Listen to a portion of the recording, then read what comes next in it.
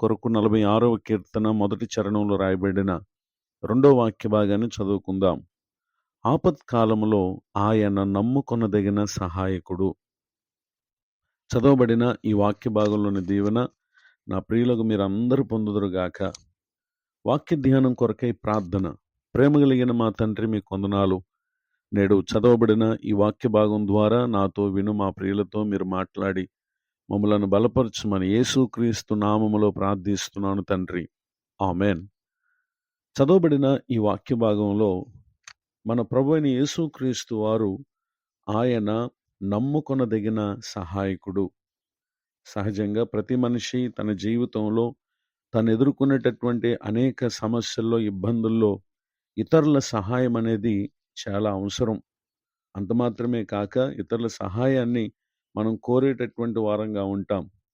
కొన్ని సందర్భాల్లో మనలను ఎదుటివారు ఎంత ప్రేమించినా, మనం వారిని ఎంత ప్రేమించినా, నిస్సహాయతను మనం అనుభవించేటటువంటి పరిస్థితులను మన జీవితంలో మనం చూస్తాం. పరిశుద్ధ గ్రంథంలో రాయబడినటువంటి ఒక సంఘటన మనం పరిశీలన చేసినట్లయితే, దానియేలు గ్రంథము 6వ అధ్యాయము 16వ వచనంలో రాయబడినటువంటి వాక్య భాగాన్ని మనం పరిశీలన చేసినట్లయితే, అంతటా రాజు ఆజ్ఞీయగా బంట్రోతులు దానియేలును పట్టుకుని పోయి సింహముల గుహలో పడద్రోయగా రాజు, నీవు అనుదినము తప్పక సేవించుచున్న నీ దేవుడే నిన్ను రక్షించునని దానియేలుతో చెప్పుటను ఇక్కడ మనం గమనించగలం. వాస్తవానికి రాజుకు తెలియకనే దానియేలు క్రింద ఉన్నటువంటి కొందరు అధిపతులు దానియేలు మీద ఏదైనా ఒక నింద మోపాలనేటటువంటి ఆలోచనతో వారు ఒక శాసనాన్ని రాయించారు. దాంట్లో రాయబడినటువంటిది ఏంటంటే, 30 దినముల వరకు ఏ మనుషుడు ఏ దేవునికి అతడు ప్రార్థన చేయకూడదు, రాజుకే దేన్నైనా తెలియపరచాలి అనేటటువంటి విషయాన్ని వారు దానియేలు గ్రంథం 6వ అధ్యాయము 7వ వచనంలో రాయబడినటువంటి వాక్యంలో మనం చూడగలం. దానియేలు మీద నింద మోపాలను చూచినటువంటి వీరు అనేక విషయాల్లో ప్రయత్నాలు చేశారు. కానీ అతడు అతి శ్రేష్టమైనటువంటి బుద్ధి కలిగినటువంటి వ్యక్తిగా, అంత మాత్రమే కాక అతన్ని రాజ్య పాలన విషయంలో ఏదైనా ఒక నింద మోపాలను చూసినప్పటికీ ఎక్కడ కూడా అతడు కనబడక, దానియేలు నమ్మకస్తుడై ఏ నేరమైన ఏ తప్పైనా చేయవాడు కాడు గనుక దానియేలులో వారు తప్పైన లోపమైన కనుగొనలేకపోయారు.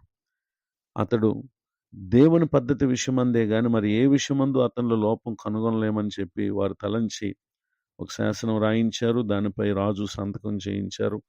ఆ తర్వాత దానియేలు యథావిధిగా అతడు అనుదినం ముమ్మారు మోకాళ్ళుని తన ఇంటి పైగది కిటికీలు యెరూషలేము తట్టునకు తెరవబడి ఉండగా అతడు దేవునికి ప్రార్థన చేసి దేవుని స్తుతించేటటువంటి వ్యక్తి. ఆ దినము కూడా ఆ విధముగా తాను చేస్తూ ఉండగా వారు గుంపు కూడి దానియేలు యొద్దకు వచ్చి అతనిని పట్టుకొని రాజు ఎదుట అతను ఒక దోషిగా వారు నిలబెట్టారు. ఆ సందర్భంలో రాజు అతన్ని విడిపించాలనేటువంటి ఆలోచన అతడు ప్రయత్నించినటువంటి విషయాన్ని కూడా దానియేలు గ్రంథం 6వ అధ్యాయం 14వ వచనం మనం చూడగలం. తన సహాయము అక్కడ ఏమాత్రం కూడా ఉపయోగపడదని రాజు గుర్తించి దానియేలుతో చెప్పినటువంటి మాట నేడు మనం చదివి ఉన్నాం. అదేంటంటే, నీవు అనుదినము తప్పక సేవించుచున్న నీ దేవుడే నిన్ను రక్షించునని దానియేలుతో చెప్పుటను మనం గమనించగలం. ఆ ప్రకారమే ఆశ్చర్యకరమైనటువంటి రీతిలో అతడు సింహముల గుహలో వేయబడినప్పటికీ ఏ సింహము అతనికి హాని కలుగు చేయకుండా దేవుడు తన దూతను పంపించి దానియేలు రక్షించినటువంటి విషయాన్ని మనం క్రింది వచనాల్లో మనం చూడగలం. ఇట్టి రక్షణను పొందినటువంటి దానియేలును బట్టి దానియేలు గ్రంథం 6వ అధ్యాయం 23వ వచనంలో, అతి సంతోషభరితుడై దానియేలును గుహలో నుండి పైకి తీయుడని ఆజ్ఞీయగా బంట్రోతులు దానియేలును బయటికి తీశారు. అతడు తన దేవుని యందు భక్తి గలవాడైనందున అతనికి ఏ హానియు కలగలేదు అనేటటువంటి విషయాన్ని ఇక్కడ తెలియజేస్తూ వచ్చాడు రాజు. ఆ తర్వాత రాజు ఆజ్ఞీయగా దానియేలు మీద నింద మోపిన ఆ మనుషులను వారిని తోడుకొని వచ్చి సింహముల గుహలో పడద్రోసిరి. వారిని, వారి కుమారులను, వారి భార్యలను పడద్రోశారు. వారు ఆ గుహ అడుగునకు రాకమునుపే సింహముల పాలయ్యారు. సింహములు వారి ఎముకలను సహితము పగలగొరికి పొడి చేసినట్లుగా దేవుని వాక్యం తెలియజేస్తూ ఉంది. ఈ మాటలు వింటున్న నా ప్రియ సహోదరి సహోదరులు, దేవుని నమ్ముకునే నా దానియేలును దేవుడు ఏ విధముగా విడిచిపెట్టలేదో నిశ్చయంగా ఈ మాటలు వింటున్నటువంటి నా ప్రియులకు మీరు ఎదుర్కొనే ఆపత్కాలం అది ఏదైనప్పటికీ, ఎలాంటిదైనప్పటికీ నిశ్చయముగా దానియేలు అనుదినము ఏ విధముగా దేవునికి మొరపెట్టి భక్తి కలిగి జీవిస్తూ వచ్చాడో, దానిని చూసినటువంటి దేవుడు తనకి శ్రమ ఎదురైనప్పుడు తనకి ఏ హాని కలగకుండా తనను కాపాడినట్లే అనుదినము ప్రభువును ప్రేమించండి, సేవించండి, ప్రార్థించండి. ఆయనే నమ్ముకొనదగినటువంటి సహాయకుడిగా మనకు మేలు కలుగు చేస్తారు. ఇటు దీవెనకు నా ప్రియులకు మీరు పాత్రులు కావాలని హృదయపూర్వకంగా కోరుతూ ఈ మాటలు ముగిస్తూ ఉన్నాను. ప్రార్థన. ప్రేమ కలిగిన మా తండ్రి, మీకు వందనాలు. నేడు విన్న ఈ మాటల ద్వారా మీరు మమ్మల్ని బలపరిచినందుకు స్తోత్రం.